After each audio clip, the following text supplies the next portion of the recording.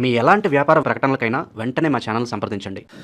ప్రస్తుతం మనతో పాటు ప్రముఖ ఆధ్యాత్మికవేత్త, మంత్రతంత్ర జ్యోతిష్యులు, ఐకాన్ ఆస్ట్రాలజర్ సురేష్ బాబు గారు మనతో ఉన్నారు. గురువుగారితో మాట్లాడదాం. నమస్కారం గురుగారు. జై శ్రీమన్నారాయణ.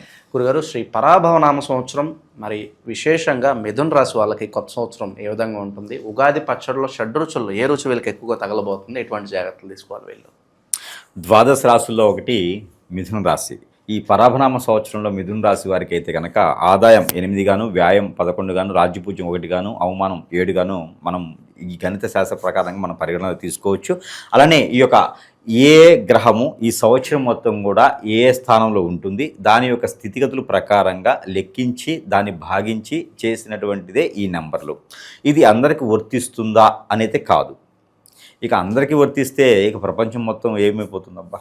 అందుకని చెప్పేసి ఇది ఓవరాల్గా మనం గమనించుకున్నట్టయితే కొంతమేర మనకి ఇలాంటి సిమ్టమ్స్ అయితే ఉంటాయి. అంతేగాని నా జాతకంలో ఇలానే ఉంది, నాది మిథున రాశి కాబట్టి నాకు ఇట్లా అయిపోతుంది అనేది కాదు.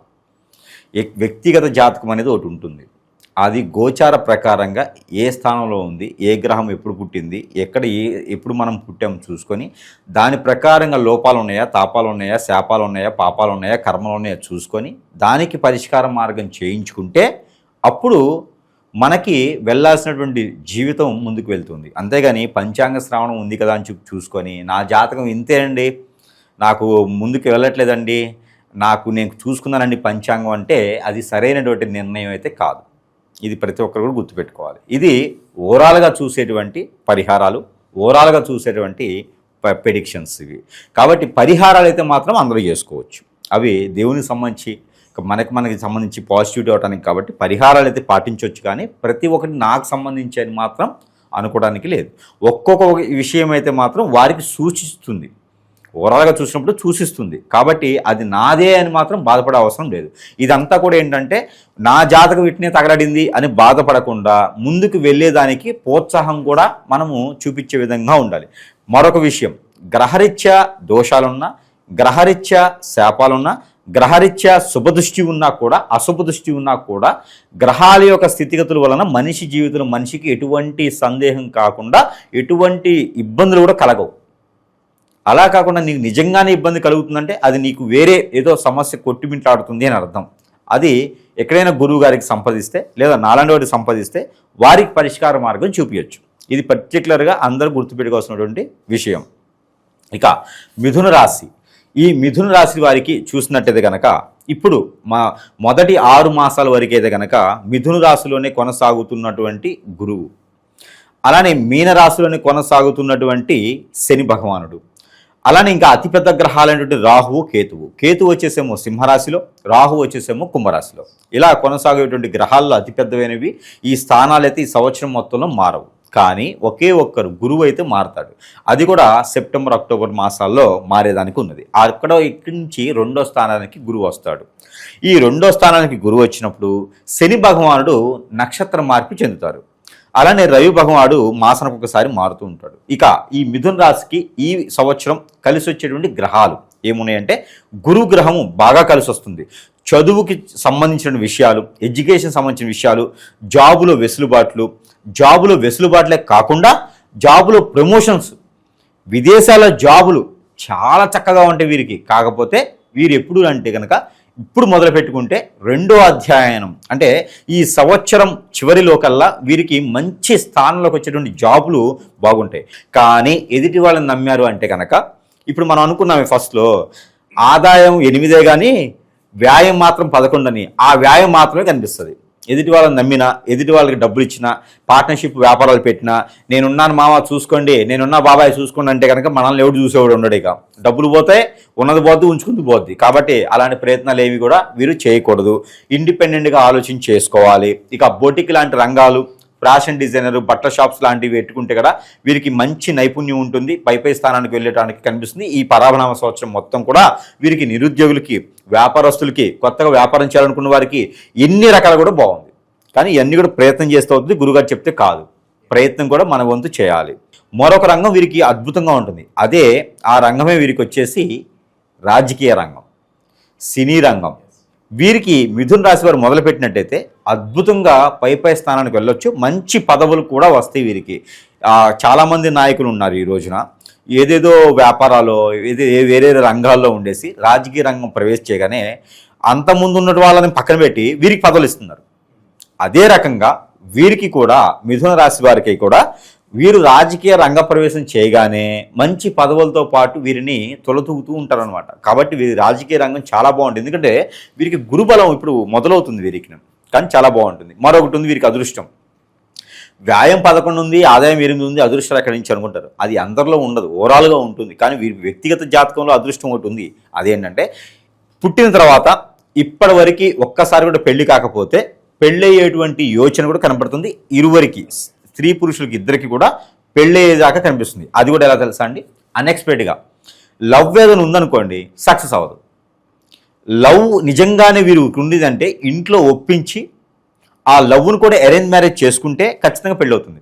లేదు అంటే కనుక అన్ఎక్స్పెక్టెడ్గా అప్పటికప్పుడే సంబంధాలు చూస్తారు, మంచి మ్యాచ్ ఉందని అనుకుంటారు, 3-4 రోజుల్లోనే పెళ్ళి అయిపోతుంది. అసలు ఎవరు ఎక్స్పెక్ట్ చేయరు.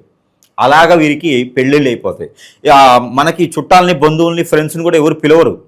అన్ఎక్స్పెక్టెడ్గా పెళ్ళి అయిపోతుంది ఆటోమేటిక్గా. కాబట్టి దీనికైతే మాత్రం అందరూ ప్రిపేర్ అయి ఉండండి. ప్రిపేర్ అంటే లేనిపోయిన అఫేర్స్ పెట్టుకోవద్దు.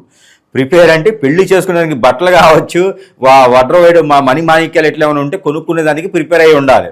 ఎందుకంటే కనుక మనకి రానున్న కాలంలో ధనత్రయోదశి ఉంది, అక్షయ తృతీయ ఉంది. ఇలాంటి వాటిలో మళ్ళీ బంగారం రేటు ఎక్కువ పెరుగుతుంది. కాబట్టి తక్కువ ఉంటుంది అన్నప్పుడే కొనుక్కోవాలి. కాబట్టి అట్లా వీరు దాచిపెట్టుకొని కొనుక్కుంటే పెళ్ళి అనేది ఖచ్చితంగా ఉంది.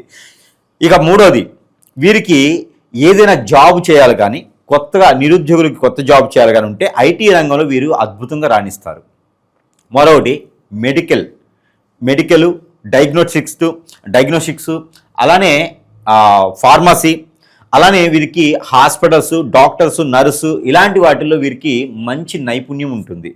వారు ఏదన్నా ఇంతకుముందే ఎగ్జామ్స్ రాసేసి చదువుకొని ఉన్నా కూడా మళ్ళీ ప్రయత్నం చేసుకునేదానికి చేయొచ్చు. గవర్నమెంట్ జాబ్ కూడా వీరు ప్రయత్నం చేయొచ్చు. ఎందుకు అవుతున్నాయి అంటే ఈ సంవత్సరం మిస్ అయింది అంటే వచ్చేటువంటి సంవత్సరం అంత పెద్దగా బాల.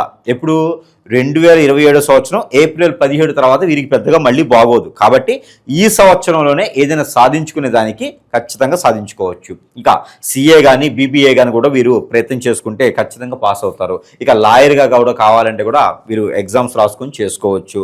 ఇక సినీ రంగంలో మంచి మంచి అవకాశాలు అయితే వీరికి ఆరంభమవుతున్నాయి. దాని తగ్గట్టుగా చిన్న అవకాశం పెద్ద అవసరం లేకుండా వచ్చే అవకాశాన్ని అందిపుచ్చుకుంటే కనుక ఖచ్చితంగా వీరు రాణించేదానికి రానున్నటువంటి రోజులు మంచి మంచి అవకాశాలు, గుర్తింపు లభ్యపడేదానికైతే కనిపిస్తుంది. ఒక 4-5 శాలువలు కూడా ఇంట్లో తెచ్చుకొచ్చి పెట్టుకుంటే సన్మానం చేసుకోవచ్చు. కాబట్టి ఇలాంటి ప్రయత్నాలు చేసుకోవచ్చు. ఇకపోతే ఈ సంవత్సరం మొత్తం కూడా వీరికి అన్ని రకాల ప్రయోగాలకి, అన్ని రకాల రంగాల్లో కూడా బాగుంది. కాబట్టి ఇక చిన్న చిన్న పరిహారాలు కూడా చేసుకునే దానికైతే బాగుంటుంది. మరొకటి మర్చిపోయాం, భార్యాభర్తల మధ్యన ఎడబాటు.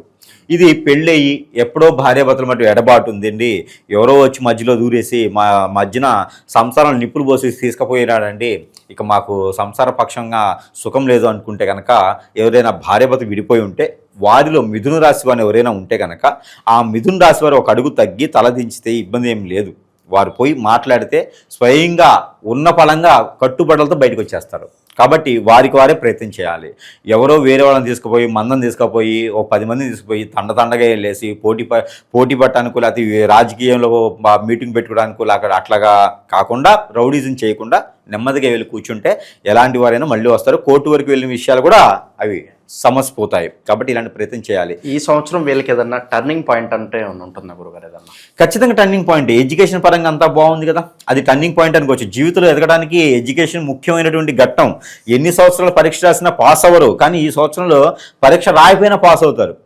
అక్కడ ఏబిసిడీలు ఉంటే ఏ అంటే ఐశ్వర్య అనో, లేకపోతే బి అంటే బాలకృష్ణ అనో రాసుకుంటూ ఉన్నారనుకోండి, ఏ అంటే ఐశ్వర్య కాదు ఆంజనేయుల, అట్లా రాసుకుంటూ ఉన్నారనుకోండి, వీరు పరీక్షలో పాస్ అయిపోతారు ఆటోమేటిక్గా. వెంకీ సినిమాలో 4 రాస్తారు చూసారా, ఆ టైంలో వీళ్ళు పోటీ పరీక్షలో రాసేసుకుంటే కూడా ఖచ్చితంగా పాస్ అయిపోతారు. కాబట్టి ఎటువంటి ఇబ్బంది లేదు, మంచి జాబ్లు కూడా వస్తాయి వీరికి. కాదు ప్రయత్నం చేయాలి.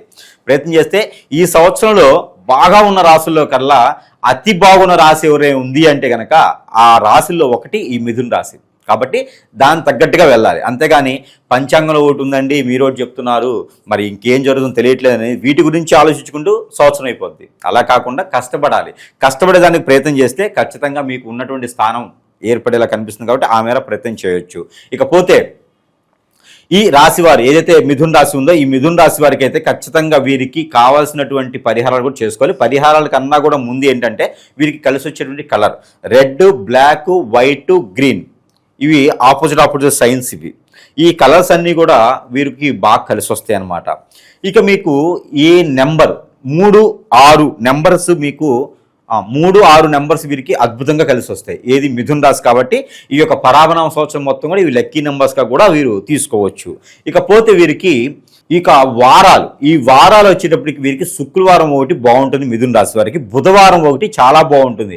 ఏదైనా రియల్ ఎస్టేట్ సంబంధించి కానీ ల్యాండ్ సంబంధించి కానీ చేసుకుంటే బుధవారం రోజు చేసుకుంటే వీరికి అద్భుతంగా పై స్థానానికి డబ్బు వస్తుంది, పరపతి వస్తుంది, హోదా వస్తుంది, పేరు ప్రఖ్యాత అన్నీ కూడా వారికి వస్తాయి బుధవారం రోజున ఏదైనా పని మొదలు పెట్టుకుంటే. ఇక వీటితో పాటు దేవుని అనుగ్రహం కావాలి. ఇక దేవుని అనుగ్రహం కావాలంటే కనుక నవగ్రహాల చుట్టూ తిరగాలి, నవధాన్యాలు తీసుకుని వాటి మీద వేసుకుంటూ నవగ్రహాల చుట్టూ 9 సార్లు తిరగాలి. ఇది మాసానికి ఒకసారి అయినా చేయాలి. దీంతోపాటు సుబ్రహ్మణ్య స్వామి వారికి పంచామృత అభిషేకం చేయించుకుంటే చాలా మంచిది.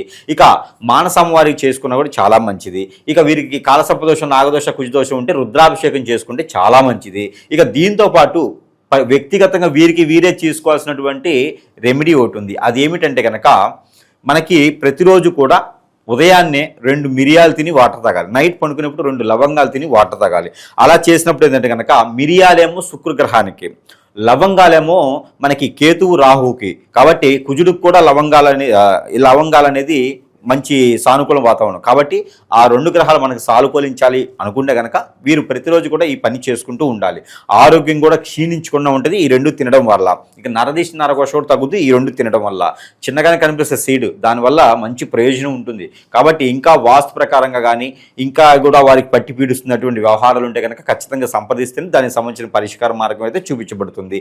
ఈ రకమైనటువంటి పరిహారాలు చేసుకుని అదృష్టవంతులు అయ్యేదానికి అవకాశం ఉంది మిథున రాశి వారికి ఈ పరాభనామ సంవత్సరం మొత్తం కూడా.